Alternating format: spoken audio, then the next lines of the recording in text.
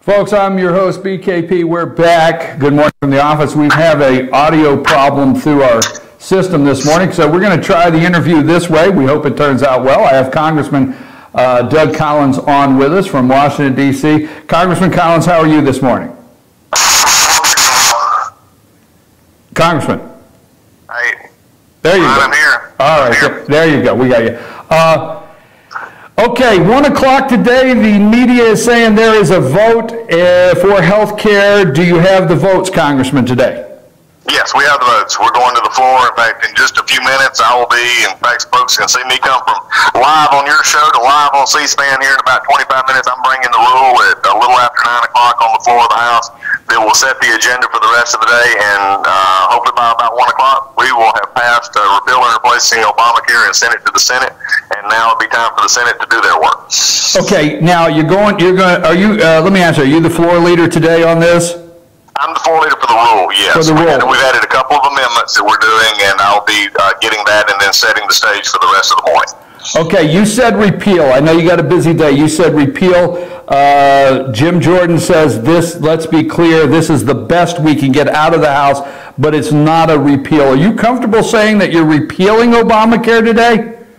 I'm comfortable with it, and I think the issue is what we're looking at is you're cutting out all the taxes, you're rolling back the mandates, you're taking the process back away, you're reforming Medicaid.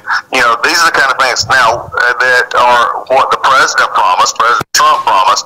These are the things that we've been talking about for 7 years, and especially since the fall of 2013 when Obamacare actually went into place.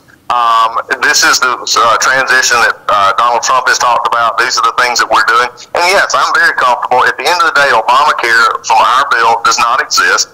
And in that form, there are policy issues that we couldn't, that are frankly out there that are now in Tom Price's purview that we're already starting to roll back. So I'm very comfortable in that. And the thing that for people who just simply say repeal it all and go back to 2009, Brian, they've got to remember 2009 doesn't exist. That market does not exist. And if you were to just simply repeal it, and then as Jim has said, well, let's just pass it with 60 votes, that's not being politically realistic. And if anybody wants to have that discussion, I'll be happy to have that discussion. But the thing what we're doing here is actually doing what we promised, and we're moving forward with it today, and I'm proud of the product that we're putting out. Well, I have to say, we're not 2009. I can respect that. It's 2017. Obamacare is wove into the fabric of the country now. So there are some things that are difficult maybe to unravel. But will this continue to have the three-step process as the first one? Oh, it always has, and there's no way to get around that. With the arcane Senate rules of legislation and having to do this through reconciliation, you've always needed the process of to get out the funding, to get the things that this bill does, dealing with the taxes, dealing with the mandates, dealing with those kind of things. Those are the things that we can get rid of in the Medicaid those Medicaid issues, that we can get out under reconciliation. There were other policy pieces. Remember, and we have to go through this lesson in a reminder, because it's a good reminder, Brian. You do a great job of this. There's a reminder here that Obamacare was not passed simply under reconciliation. It was passed in a two-part process.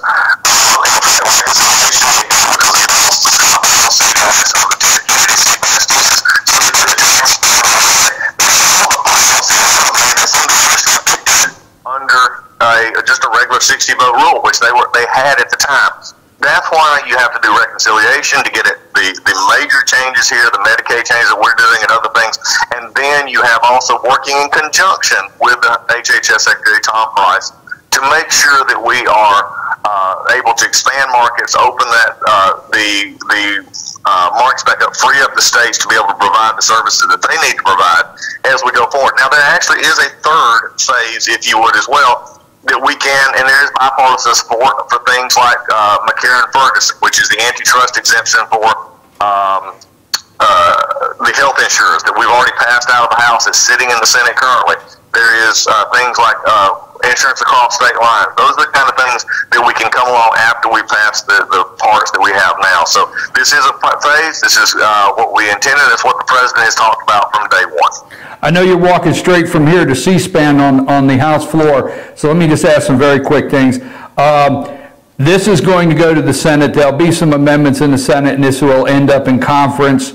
So this is something that's still got 2 or 3 weeks left, or there's still some time here. We're not going to see the final version after the vote today. Correct?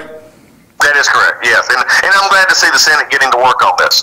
They've had a lot of chance to talk about it. Now they're actually going to get to work on it. Okay, also the second thing is now after this today, that will allow HHS Secretary Tom Price to start, let's say, his job in unraveling things that he has authority over. And 3, across state lines. I mean, you know, you're always serious with me, Congressman, so I ask it in a way of, hey, are we going to really come back and get that step 3? How hard will that be pushed for the process? Well, that's great. I think it's a very legitimate point. Do I think it'll be pushed? Yes. I think we'll see those come out of the House. Many of these, questions is going to, getting to the Senate. The House is, by far the more conservative, more functioning body when it comes to the Republican side. We push a lot of stuff over to the Senate, and the question is what the Senate is willing to do with it, because those are the 60-vote threshold issues. I think we can see some of those done because there is some bipartisan support. For instance, McCarran Ferguson basically passed the House unanimously. So those are kind of things when you got Republicans and Democrats on that we can see get through the Senate as well. So we're going to push it, and I think that will be gives us the ability. But the first steps, and Tom Price is already working on certain things. He's already been doing things. This gives him the framework, and as soon as we can pass the final bill, he can work to implement those bills in ways that Obama never envisioned Tom Price sitting at HHS. Pre-existing conditions, the $8 billion in a fund, $8 billion. Media is coming out this morning. Some of the media is coming out saying $8 billion is nowhere near enough. It's for 5 years. Pre-existing conditions. My take is every time there's anything that talks about personal responsibility, people get offended by that. But pre-existing conditions, how do you feel about the clause that was put in yesterday? Well, look, I think we have to remember the $8 billion is not all that's in this bill for pre-existing conditions, number one. That was simply for the $8 billion, in fact, only kicks in if a state chooses to change their pre-existing conditions, and they already have either existing state pre-existing pool, or they're part of the federal invisible risk pool for pre-existing conditions. People with pre-existing conditions do not lose their insurance. This gives simply the states the ability to do flexibility. Pre-existing conditions is one that people talk about, and we got to be very careful, because pre-existing conditions is not just simply people who may have not had a healthy lifestyle. Pre-existing conditions is someone who gets cancer, somebody like my daughter who has spina bifida. These are people who did nothing wrong. Their life was just changed because of a tragic event, or a heart attack, or something like that, or high blood pressure, cholesterol. I love my mom and daddy to death, but they gave me cholesterol. I mean, it's genetic. So, but what we're knowing is our insurance prices can vary, and what we're giving that state waiver is a flexibility, not on necessarily just on pre-existing conditions. They could do that, but they have to have these other things put in there to start with, even be eligible for the waiver. But they're also able to do, like if Georgia or another state wanted to change the ratio of the community rating from a 1 to 3 or 1 to 5 to a 1 to 4 or a 1 to something, that gives them the ability to do that. And all we're looking there is to give the states more ability to choose how they can lower the cost curve. That is simply what this does. The Democrats are in hysterics over it, because they're claiming that you're going to kick people with pre-existing conditions off or price them out of the market. Look, Obamacare is an abysmal failure with folks with pre-existing conditions. They only put in $5 billion to even sort of cover this in their original bill. We're over $135 billion that we've had put in for these state risk pools and other things. So this is something that we've taken very seriously, and frankly, from the other side, it's just a lie. Okay, all right. I like candid. Okay, I'm going to keep you here till you, and you're not being rude. I'm going to keep you here till you say later. Okay, I know you got to go.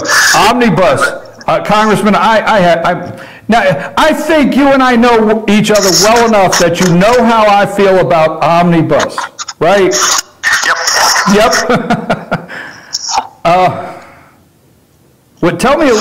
Tell me, like. Why do we have to I don't know, why do we have to pass this? Why do we have to have this spending bill that seems like a win for Democrats? Well, I think I just have to say this. I mean, I'll go with Mick Mulvaney. I'll go with the president who I spoke with personally on Tuesday that got the things that he wanted to get. He realizes that this is a basically 4 or 5 month deal to the end of the year when he's actually has his budget, his priorities in the 2018. I mean, we've seen the largest plus up in defense that we've seen in a long time. We broke parity. In other words, we got defense increases without having to give domestic spending increases dollar for dollar.